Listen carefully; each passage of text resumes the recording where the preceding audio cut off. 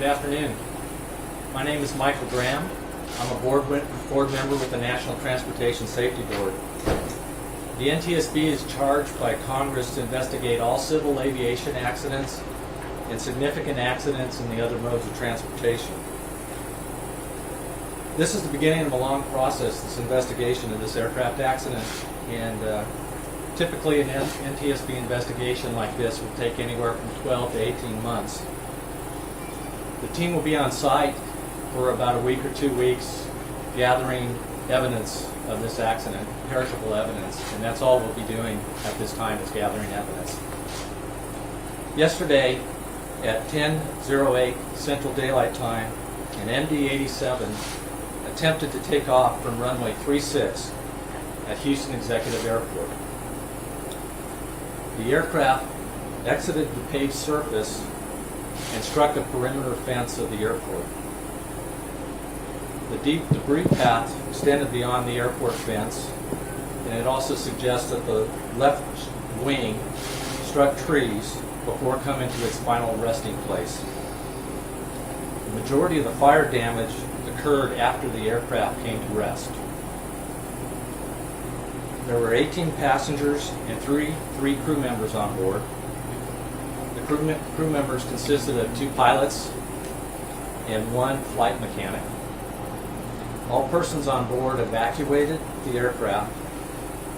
It's been reported to the NTSB that there were 2 minor injuries and no fatalities. On behalf of the NTSB, we are thankful that nobody was injured given the fiery images of the scene. We want to thank all the local fire, rescue, and law enforcement personnel who worked together to respond to the accident scene. The aircraft is owned by 987 Investments, LLC, and was operated as a Part 91 flight. The NTSB investigator in charge is Mr. Dan Bauer. Assisting him is Senior Investigator Michael Hawk. Dan and Michael will be joined by several other NTSB investigators and will be examining the following areas, including airworthiness, power plants and engines, survival factors, operational factors and human performance, survival factors, maintenance records, air traffic control, and recorders. The NTSB arrived on scene early this morning and examined the site of the wreckage and the debris path just north of the airport perimeter fence. Currently, investigators have begun interviewing crew members, passengers, and witnesses to the accident.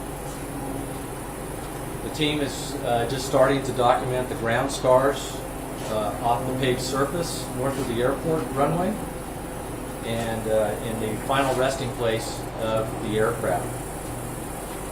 The team is also examining the conditions of the engines, and we've also secured our first batch of maintenance records for the aircraft. Black boxes or recorders. The NTSB has secured the cockpit voice recorder and the flight data recorder, and they are currently en route to Washington, D.C. to be downloaded. We do note that both the recorders had suffered heavy fire damage. At this time, parties to the investigation include the Boeing Company, which is the manufacturer of the aircraft, Pratt & Whitney, manufacturer of the engines, the Federal Aviation Administration, and as the investigation continues, other parties may be named. We'd like to ask if anybody in the public has any photos or videos of the accident. You can share them with us by sending them to witness@ntsb.gov. Again, that's witness@ntsb.gov. We will provide further updates as they become available, and you can follow the NTSB on Twitter at NTSB_newsroom. Again, that's at NTSB_newsroom. I will take some questions now. I ask that you raise your hands when I call on you. Please state your name and your affiliation. Yes, sir. My name is Devin Clark, reporter for KPRC 2 News in Houston. I know that the investigation just began and you all have a lot to look through, but are there any preliminary indicators of why this plane veered off and struck the fence and then the trees? We will not be sharing any preliminary indications at this time. We have a lot of indications out there that we need to gather, and any processing or evaluating or analysis of the data we have here will not start until after we leave the scene. Hi, Rosa Flores at CNN. I have a few questions. I wanted to ask about flight attendants, because I noticed that you mentioned that there were 2 pilots and a flight mechanic. Is it usual that there would be no flight attendant, and is that a violation of the rules? That is not a violation of the rules. This was a Part 91 operation. And So, what does that mean? Sorry, could you explain? it was a general aviation flight. It wasn't a charter or an airline scheduled flight, so it wasn't required at that time. And then one other question about how everybody escaped alive. I think that's one of the things that everybody wants to know about, and that was in relation to my question about the flight attendant, because it's usually the flight attendants that are the heroes in these cases, that they help everybody get out of the plane.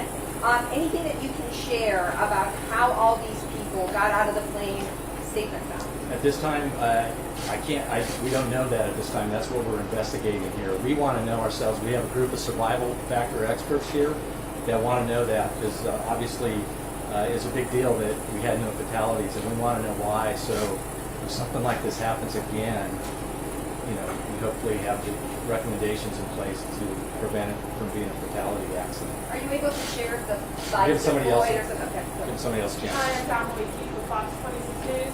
And we know the plane took down some power lines and a couple thousand people were without power. Did the power lines first or the fence first? And I'm also wondering if we can get a copy of the flight manifest.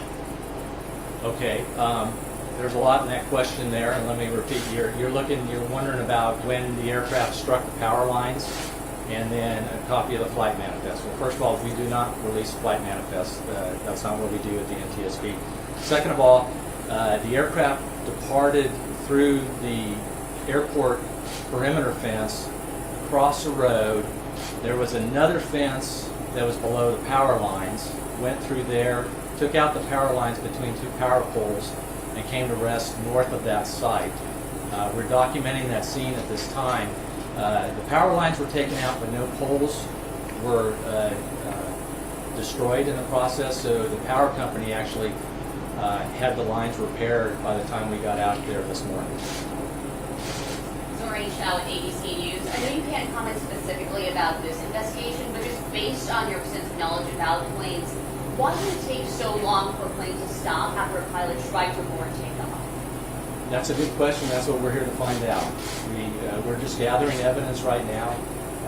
We haven't even walked the runway and looked at the tire marks that are on the runway, and we haven't even finished documenting the wheel marks after the aircraft had left the surface. So we have a lot of questions ourselves at this time, and that's why we're here.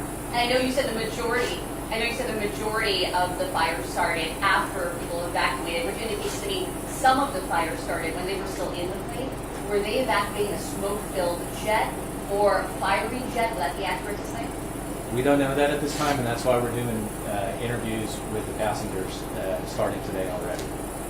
Pooja Lodia with ABC out of Houston. My question is, could you describe what the wreckage looks like? I mean, I know you said even the black box recordings could be, they are very damaged right now, though. I'm hoping we get something out of it. What does it look like on there? Sure. The question is, what does the wreckage look like out there? There actually isn't a lot of wreckage out there. The main fuselage is pretty much burnt all the way to the ground and has collapsed upon itself. About the only thing that's left is the tail section of the aircraft, so the vertical tail, the rudder, the horizontal stabilizer, the elevators there, and the aircraft engines are still hanging on the aft section of the tail, and that's about it. There's a debris field after the aircraft had departed through the fences, and there's debris all through there that we'll be documenting. I already asked you a question right there. David Gonzalez from K-Tree here in Houston. What can you tell us about previous safety records, maintenance records on this aircraft? That's some of the question is what can we tell you about the previous maintenance records or any information on the aircraft? That's currently what we're doing right now. We have a team that's going into that is trying to get all the maintenance records on the aircraft, and we're looking at the history of the aircraft and the operation at this time. But we have none of that information to be released at this time. Somebody else. Doug Begley with Houston Chronicle. You said that one of the things that you have not yet done is walk the runway Correct. to see that there were tire marks. Is that to say that there were tire marks caused by this? Well, we haven't had a chance to do our survey of the runway yet. We have seen pictures of tire marks that look as if they coincide with where the aircraft left the runway, and then we definitely have wheel marks in the grass north of there. But yet we have not had a chance to document that and look that Does over. that imply that they're braking? That they're attempting to brake, or is that? That's part of the investigation we're going into. We don't know at this time, and that's what we're here to determine. Okay, we'll go back around here. Devin Clark again with KPRC2 News. We saw a video that appears to show a puff of smoke leaving the engine right before it started to really taxi down the runway. Is that normal for engines and these types of planes to blow out puffs of smoke? I know you can't comment specifically, but do these engines blow out puffs of smoke like that? The question is basically that there was supposedly some video of a puff of smoke coming from one of the engines on takeoff. We have heard that. We have not seen the video ourselves yet, but that's obviously something that we're interested in. Yes, Mary Mercado with ABC News. Can you speak to who sustained the injuries? Was it crew? Was it passengers? Can you let us know any more about that? Okay, the question is about the status of injuries to any crew members or passenger on board. We have no status on that, and we wouldn't be releasing anything like that as far as the NTSB goes, but we have no information on Do you that. have the nature of what the injuries were? I do not. I do not know the natures of the injuries. So, Alan, Fox 26, do you have any indication on how much the plane weighed and if it was overweight trying to take off and it was overweight? the question is, do we know the aircraft weight, if it was overweight or what? At this point, we don't have any information on that. That's information we're trying to find out at this time. Take two more questions. Well, Carlos from Telemundo Houston. I wanted to know, do you have maybe an estimate of the time, the minutes that passed between the crash and the people getting out of that plane? The question is, do we know the time from when the aircraft basically departed the runway, it crashed, came to stop, and then they exited?